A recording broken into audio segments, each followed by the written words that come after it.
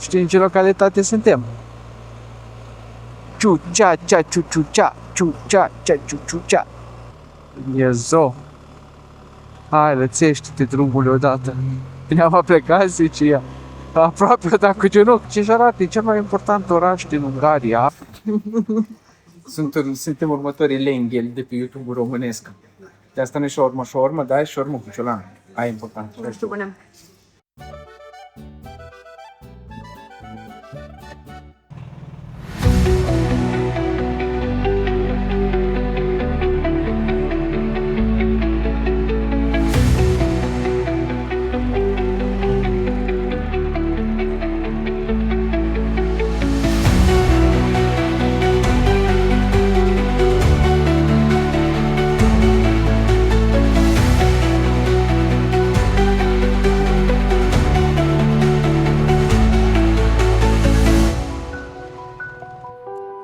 Buongiorno, estas lista? Oare am luat celelalte microfoane din garaj? Na. Ok, we look good, we feel good. Și bună dimineața, doamnelor și domnilor, Alex și Iulia pe motor aici. Care Iulia au făcut o bărbață în dimineața asta? Nu au făcut o bărbață, dar cum umbla la microfon să-și-l pună în cască, să dezlipit magnetul de acolo și a rămas cu el în mână. Deci Iulia nu o să aibă o voce, cel puțin în prima parte a zilei de astăzi, până ajungem la Oradea și o să am timp. Cred că am eu niște scoli dublu adeziv la mine, undeva pe la Scule. Și până atunci, Iulia, din păcate nu o să aibă o voce, dar o să aibă după masă, când o să ieșim la o plimbare să vă arătăm Oradea și mai ales unde mâncăm în Oradea, că am primit recomandări pentru un restaurant foarte interesant. Dar, din nou, bună dimineața internet! Ne-ați prins pe picior de plecare, plecăm în tura noastră pe care o așteptăm de un an de zile, aproape un an de zile, de când am vrut anul trecut să plecăm prima dată spre Austria și Germania, să facem Großglockner și să participăm la evenimente frumoase în Germania. Sper că nu era roșu semaforul ăla, că n-am văzut. Era ăla de pe margine, da, ăla de sus, zic. Și da, așteptăm tura asta de un an de zile și în sfârșit toate astrele s-au aliniat. La fix o căzut acum și concediul nostru cu weekendul ăsta, weekendul următor, nu ăsta, în care suntem acum peste 5 zile, ca zi duminică, pentru noi pe vinerea viitoare, când o să ajungem să vedem și să prindem și să participăm la BMW Motorrad Days, la Garmisch-Partenkirchen.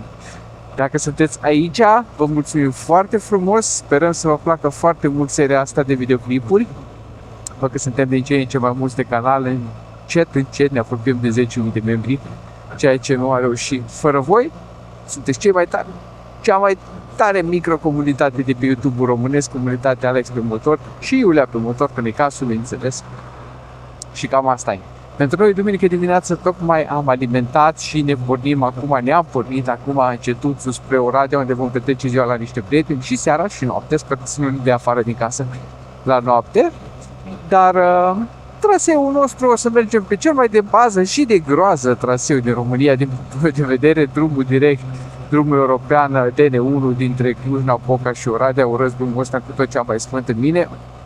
Da, am zis, hai să nu ne mai lălăim, ne așteaptă și prietenii noștri că mai aveam variante, puteam să luăm spre Zalău și Mleul Silvaniei, Marghita și după aia să coborâm spre Oradea, dar am zis, hai să mergem direct, trebuie să fac o dată și o dată curat să fac mizeria asta de drum. Eu nu suport să fac cu mașina, așa de tare și de stresant mi se pare că e la cum se circulă, dar păi cu motorul. Dar am zis, hai totuși cu o dată și o dată, tot trebuie să-mi iau inima în din să-l fac și asta e ocazia noastră. Sper să fie o ocazie bună, să nu avem intemperii. Dar rest totul pare că e ok, bela mere bine, benzina, avem niște bani la ciorap, avem, Iulia e pregătită, eu sunt pregătit, am niște ochelari noi, mi-am luat cu mine, vedeți?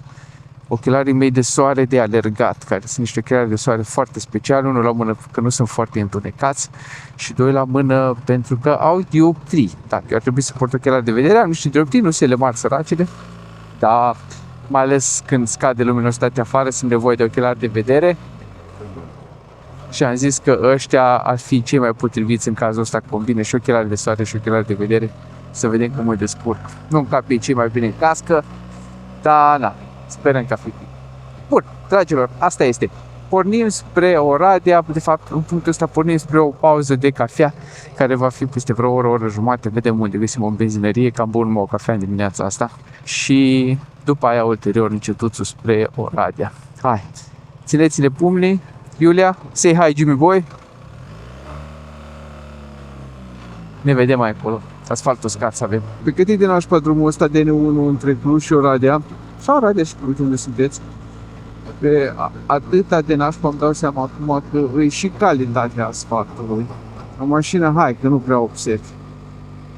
Nu mai simți după azi de seamă, ignori chestii pe care poți să le iei printre roți, restul le ignori mental, chiar dacă le eviți.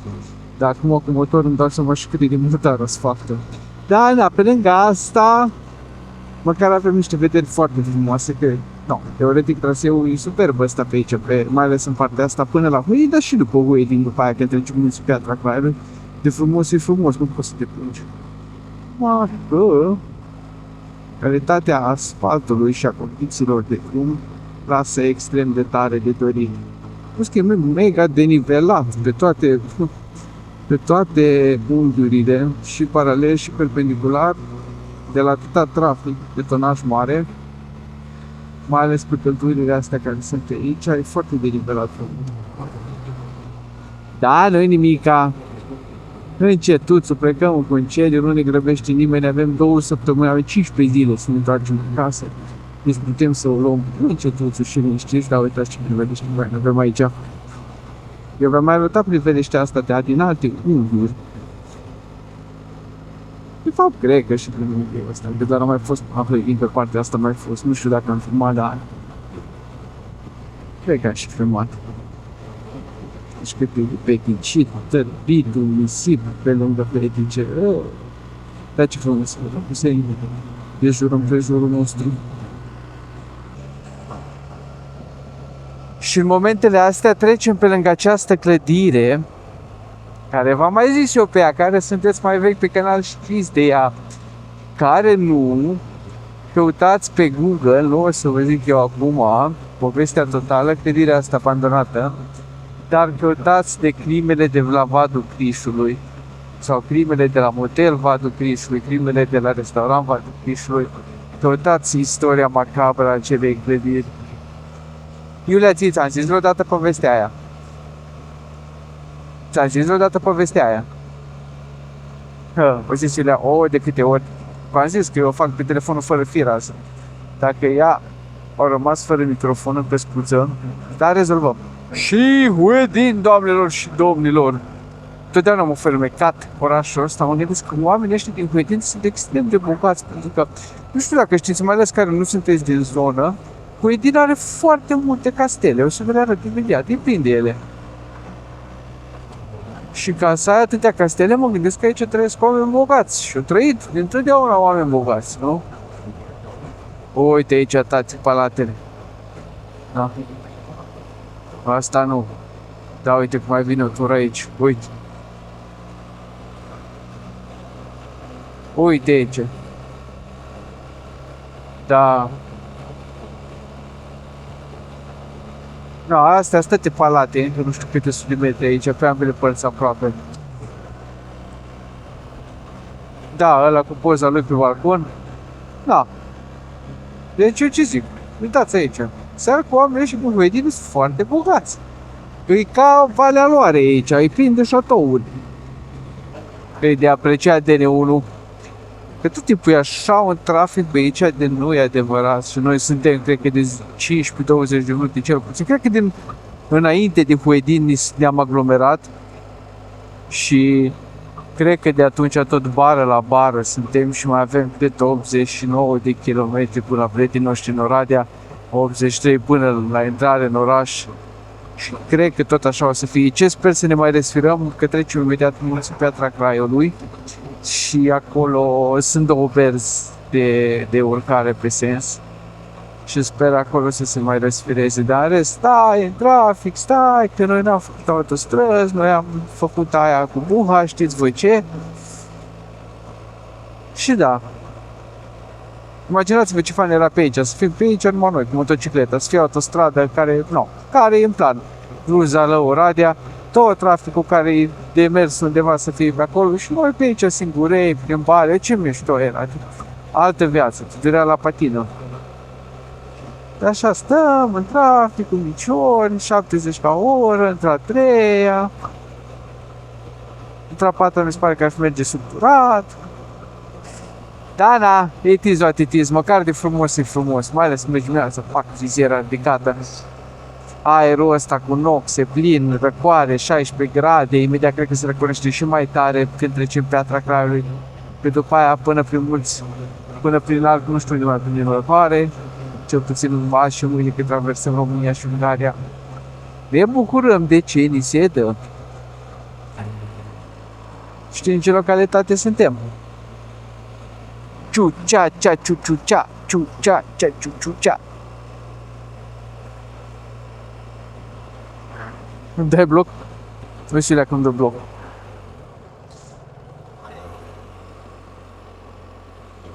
Nici măcar nu trebuia să vă transmit asta, că doar voi nu auziți. Puteam să zic o zis orice. O zis Iulia că mă iubește mult și îmi dă $1.000.000. Așa de tare i-a plăcut gluma mea. Cu localitatea Ciucea. Ciucea. Și ajungem acum exact în momentul ăsta începem să urcăm munții Piatra Craiului, care e și cea mai, să zic, aventuroasă porțiune din traseul nostru de astăzi. Și dacă vedeți exact acum pe curbe, când o să filmeze camera în spate, să vadă și în spatele nostru ce de amalgam de mașini, avem coadă de mașini, că stăm toți după autocarul ăsta. Iezo. Hai, lățește-te drumul odată. E fain, ar fi foarte fain pe aici dacă n-ar fi așa trafic. Merg mai pe dreapta, încerc să stau mai pe dreapta în caz că nu frânează vreo unul din spatele meu. Să mă uit și la ei cu ochi. Are ca un cameleon acum, un ochi la drum, un ochi la undina din spate, să văd că nu sui careva pe mine într-o curbă de asta. Când autocarul încetinește tare și noi de după el implicit. Și în caz că ceva să pot să trag în dreapta tare. Uite, hai că acum să răcesc. Hai, mergi.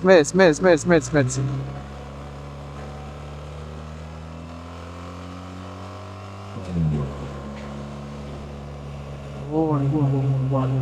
Putem să venim în fața autocarului, nu-i problemă, și după aia nu o să ne ajungă. Mare lucru, dar nu mă știu scăpăm de el. Așa, bun.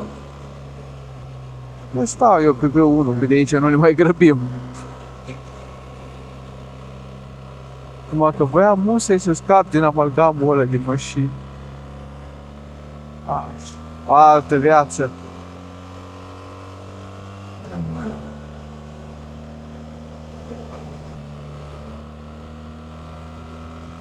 Da? Iar revenim aici pe B1 să-i lăsăm pe care o să ducă, noi suntem bagaje, noi suntem pilioni, pasageri. Și noi suntem în concediu, nu ne grăbim nimic. Așa că n-are rost să stau să blochez. Uite aici.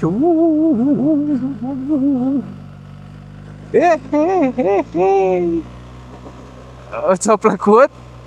Păi zisile că a fost faină. Ok. A fost fain cum am luat-o, i-a plăcut tare cum am luat curva. Și ne-am plecat, zice ea. Aproape, dar cu genunchi nu, cred că chiar ai dat-o cu genunchi. Nici eu nu cred că am dat, dar putem să ne uităm. Hai să vedem noi aici, în dashboard-ul sport. 24 de grade, au fost o nimica toate. Au fost o nimica toată. Se poate să citească greșit cumva ăsta. Nu știu. Dacă suntem și pe inclinați, gen drumul, dacă e inclinat, să citească senzorul motocicletei, inclinația diferită, apar, nu am. Și eu mă gândesc la chestia asta de vreo 2 ori. S-a părut că m-am înclinat foarte tare și de fapt nu aveam gradul unghiul salvat. Nu era foarte mare valoarea lui, știi? Și mi-a zis, m-am înclinat mai mult de 24 de grade, gen, cum apare. Da, nu știu, apar n-am. Important e că e bine, noi să fim sănătoși, exact. Aș fi vrut să opresc aici la o cafeluță, la a doua cafeluță, dar dacă opresc aici ne ajunge autocarul iar și n-are niciun sens să fac asta, așa cum să oprim mai în vale undeva. Budapesta, 318. Chijarat. Dacă nu știați, Chijarat e cel mai important oraș din Ungaria, pentru că știu ce am observat, că pe oriunde ești în Ungaria, pe autostradă, vezi o grămadă de indicatoare care duc direct la Chijarat. Deci nu contează unde în țară. Și aici mă gândesc că e super important oraș, dacă vezi asta peste tot. Ce rău e drumul pe aceea, salută! Mă concentrez. Eu mă concentram să țin motorul pe o trasă care nu era prin jeg. Aici porțiunea cu denivelare din scutură dat exact aici. Drum cu denivelări. Ori drum cu denivelări, ori cu țâțe. Sper că cu țâțe, dar nu cred. Da, nu, sunt denivelări.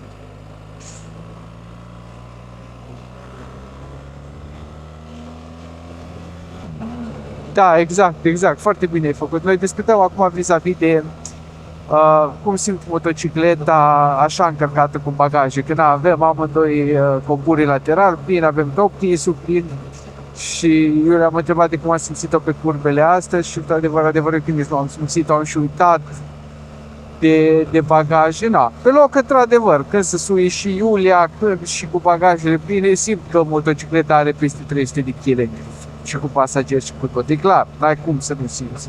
Dar imediat după ce se pune în mișcare, ăla e adevărul sincer.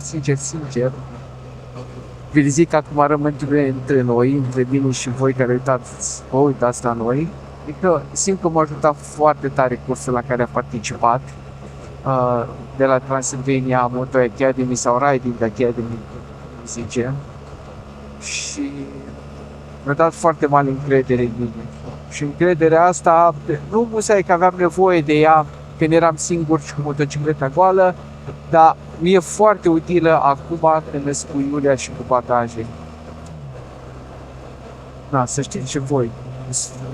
Extrem de utile cursurile astea, așa că nu ratez ocazia să vă zic participați și voi la cursuri. Ne vedem mai încolo, pa! Ei, și pauzică de cafeluță. Da, uite că au și terasă, perfect. Nu știam, nu vedeam terasa. Nu știu cafea, mie da. Mă scuzați o secundă, domnișoară, poftiți, puteți coborâ? Ajungi? Sau mă... E ok. Că i-am pus piciorul jos. Tocmai de aia l-am pus jos. Știam că e în pantă. Da, uite că pot să cât toate bagajele astea fac așa, pac, și pot să ridic. E un pic de efort, da. Are și piciorul ca naiba de scurt ăsta. Bun! Suntem la... Nu e Enduro, Adventure Touring. Suntem la vreo 5 km de Alești, vreo 40 ceva de Oradea. Suntem aici în zonă. Totul bun, frumos. Să-ți aduc apa, că nu ți-ai luat-o. Bine. Și am oprit să bem o cafeluță. Spuneți salut lui Bela, că nu știu dacă ați văzut-o în dimineața asta. Așa curată nu o să mai vedeți în următoarele săptămâni. Și bună dimineața lui Iulia, care nu are microfon.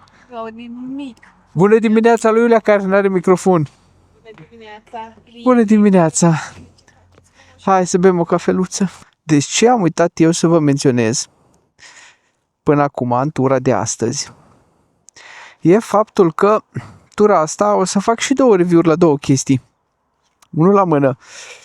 Hai să vă arăt pe camera aceasta. Așa, vedeți? Am un cardul nou. Mulțumită noilor mei parteneri motomus.ro, am de la ei un Cardo Packtalk Pro și o să notez toate chestiile bune și cu rele. Mergi un pic mai acolo ca să trag mai pe drept, să poți să te sui. Și o să adun până terminăm toate... că nu pot să ridic motor așa în pantă cu bagaje. Hai, comerț. Așa. Până la finalul excursiei o să adun toate chestiile cu bune și cu rele mai ales ce e diferit față de actualul sau fostul Cardo Freecon 4X pe care l-am folosit până acum. Și o să vă dau la final un verdict cu ce mi-a plăcut și ce nu mi-a plăcut, ce avantaje și dezavantaje are pe Ectac Pro. Asta unul la mână și doi la mână. Poftiți, domnișoară. Pe noi, atât eu cât și Iulia. Așa. Avem bluze de corp merino de la Merinitos și asta nu uite la niciun partener, ne-am cumpărat noi pentru că am întrebat la un moment dat pe grupul de Adventure Riders România ce recomandări au oamenii pentru base layere, da? Straturi de bază, alea care vin pe piele, să luăm cu noi, ce au încercat ei și cu care sunt mulțumiți, care să fie bune atât la frig cât și la căldură. Și cele mai multe recomandări le-am primit pentru bluzele astea de merino de la Merinitos, care e o firmă românească din ce am văzut eu. Așa că ne-am luat și noi două bluze de astea de corp și o să vedem și noi cât de utile îs în astea 2 săptămâni, atât la căldură, nu știu musai la frig, cât frig o să ne întâlnim noi, în astea 2 săptămâni, ca să vedem cât de bine izolează și rețin căldura, dar cel puțin din punct de vedere a frigului, să ne facem o idee dacă sunt așa recolitoare și așa de ok sub echipamentul de touring. Și o să revenim cu chestia asta cu un feedback tot așa la final, după ce terminăm excursia și avem 2 săptămâni la dispoziție și atâtea mii de kilometri ca să ne dăm efectiv seama ce ne place la ele și nu ne place și cât de utile ni se par. Față de, poate să zicem, să comparăm cu ceva echipament tehnic moto, ceva base-layere tehnice moto dedicate, gen Alpine Star sau Brubeck sau mai știu eu ce. Bun, ne-am băut cafeluța, am schimbat fluidele din noi și acum am plecat mai departe, mai avem 50 de km exact până la prietenii noștri în Oradea, mai puțin de 50 de km până intrăm în oraș. Hai, dăm bici. Și iată-ne ajungi la Oradea. Am zis că oprim acum să alimentăm, să nu mai trebuiască să oprim mâine dimineață. Și pe lângă pus benzină acum în motor și vreau să pun benzină și în micro-damigeana noastră care încape perfect în gentuța asta de la Lone Rider ca șmecher, așa-i?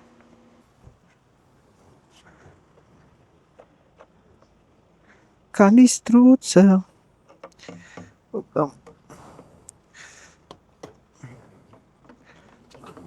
Ia, te duci un pic la aparat să-mi zici când am 2 litri. A, văd și eu de aici.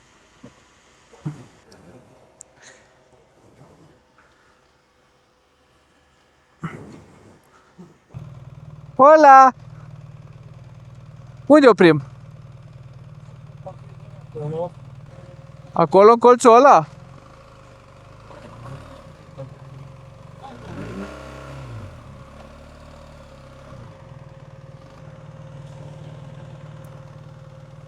Hello. Eu asta am. Mical, m-am încălzit de când am ajuns. Unde Cali? Unde Cali? Da, ia-i Cali, ia-i gazda noastră până mâine. Vai, iubita, de ce ai slăbit, ești bine? Ce frumoasă ești! Cea mai frumoasă gazdă! Cea mai frumoasă gazdă! Și cam asta e, dragilor, luăm o pauză. Acum ne odihnim un pic, încep să editez clipul și ne vedem după masă și de seară din Oradea să vă arătăm un pic cu centru și ce mâncăm bună seara asta. Deci știu că v-am zis că o să ne vedem de-abia de seară la plimbare, dar vreau să vă arăt o chestie din un local pe care tot am văzut o tonă pe TikTok, se numește La Rotiserie aici în Felix și servesc chestii bazat mostly pe ciolan făcut la rotisor și adevărul că arată super bine momentan și noi am venit aici și ne-am luat ceva shawarma cu ciolan, e cam atât de mare și o costat cu 30 de lei și vă zic mă vedea cât e de bună. Așa arată din interior și hai să vedem cât e de bun. Adevărul că ciolanul ăla în vitrină, ați văzut, arăta super. Sper să am o tonă de șoric de la Crunch în el. No.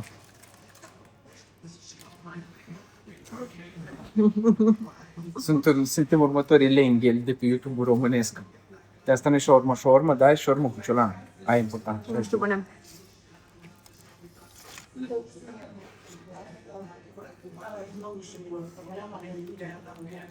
Da, bun.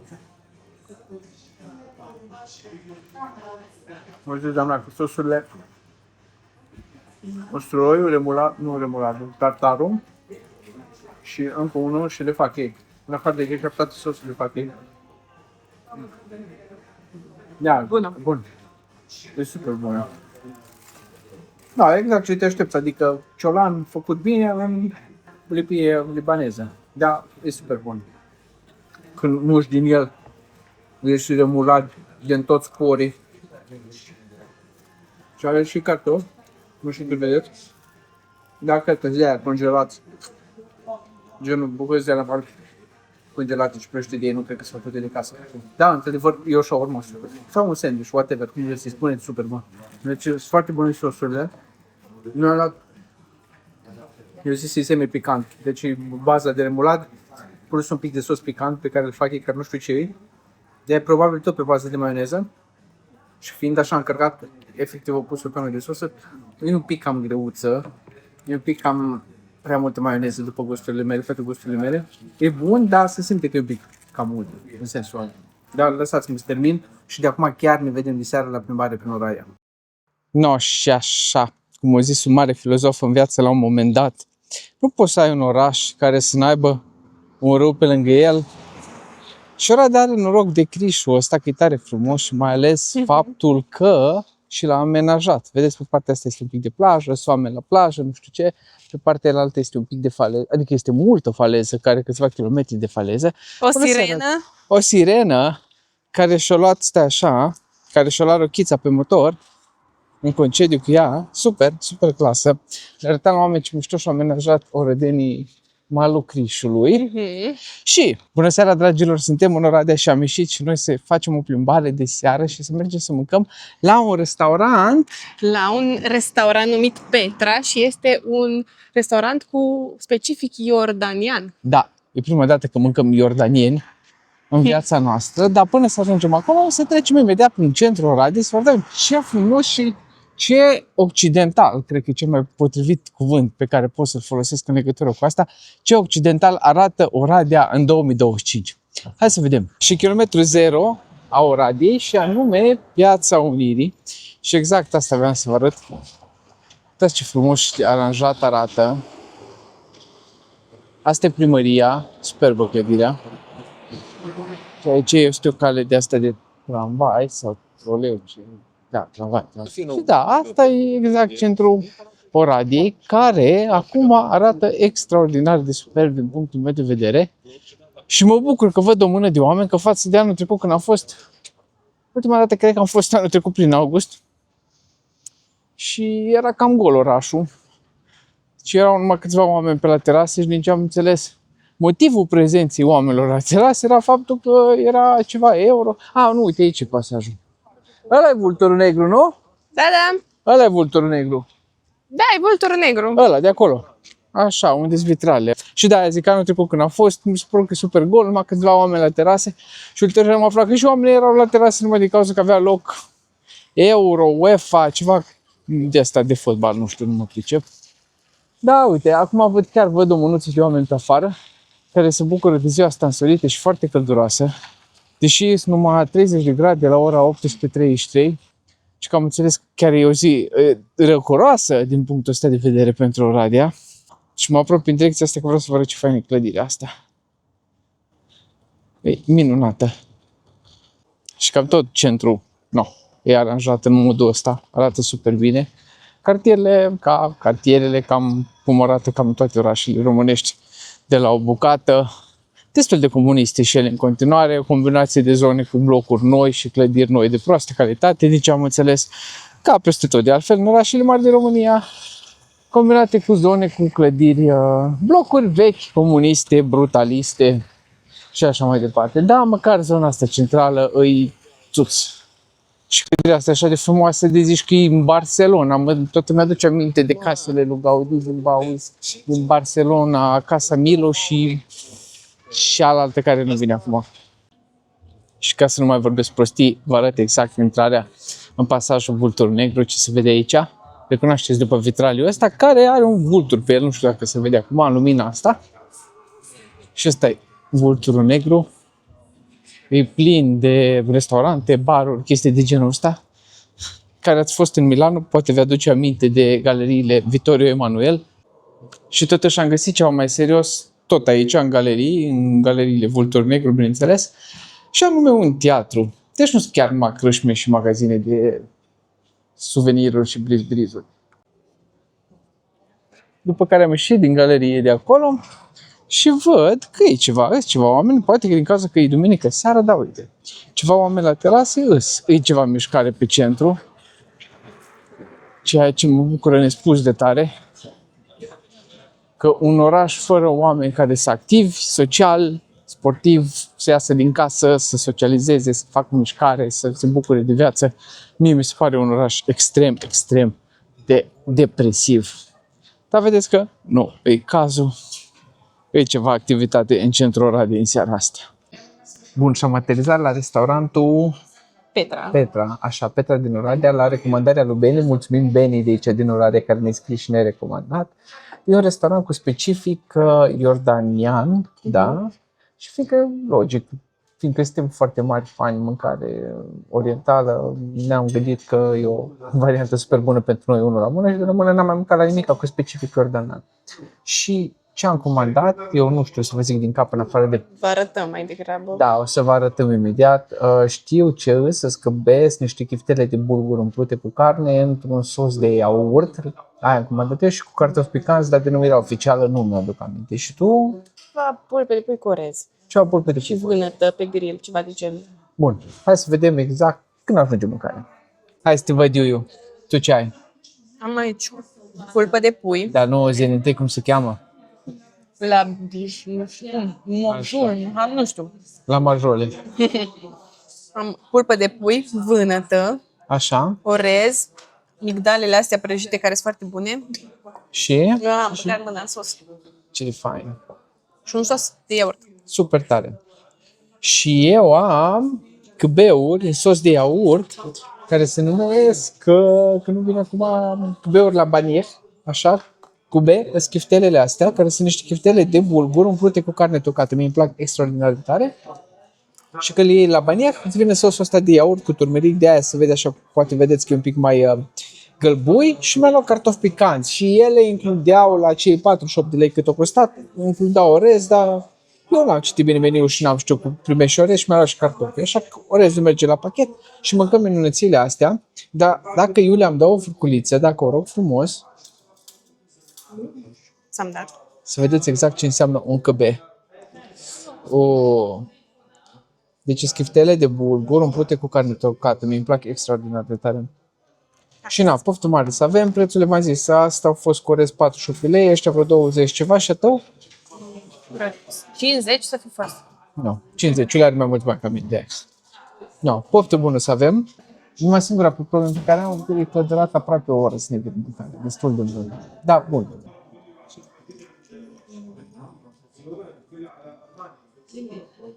Deci da. E super bună. Căbeurile mele, chiftelele astea, sunt super bune. Și Iulia? Cum e? Foarte bun și la mine. Foarte bun? Da. Ai fost impresionată tare de vânăta aia coaptă. Da. Super gustat. Și puiul? Bun, fraged. Male. No, super, poftă mare să aveți. No, dragilor, cam asta a fost pentru seara asta. Noi am mâncat, mâncarea a fost bună, per total ce am avut mi s-a părut foarte bun. Și a fost foarte bun. Și a ei, eu am gustat puiul, Iulie, un pic mi s-a părut un pic cam sec, dar ea l-a mâncat cu sos de iaurt. Sos de iaurt și orez și vânăta aia și a fost foarte bun. Da, eu n-am mai prins sos de iaurt, numai l-am gustat așa și mi s-a părut cam, dar în general mie nu-mi place pieptul de pui, deci... Era pulpă. Era pulpă de pui? Pizza, da. Astea fiind Era spuse... și giftuit. Era și giftuit, da. Astea fiind spuse, dragilor, noi mergem să ne încheiem seara cu o înghețată și cu un duș acasă, să ne odihnim, că mâine o luăm la picior în ziua 2 spre Balaton și în drum o să trecem pe la un castel. Serios? Da. Și un castel care apare în Guinness World Record Book. Mamă. Dar o să vedeți mâine despre ce vorba. Aventură. Dacă să mă spuneți ce vă mulțumim foarte frumos. Ce trebuie să Fiți fac? bun cu voi. Da? Nu trebuie să dea like, share. Păi, dacă sunt buni cu ei și cu alții, o să dea și like și share. Da? No, dacă sunteți buni cu voi și cu alții, o să ne dați și un like, un share, poate un subscribe dacă nu sunteți deja abonați. Un coment. Un coment, exact. Și dacă vreți să ne susțineți, aveți jos un link de membership unde puteți deveni membri a canalului cu 8 lei pe lună. Dar asta fiind spuse, nu uitați, fiți buni cu voi Fiți buni unii cu alții. și asfalt uscat să avem.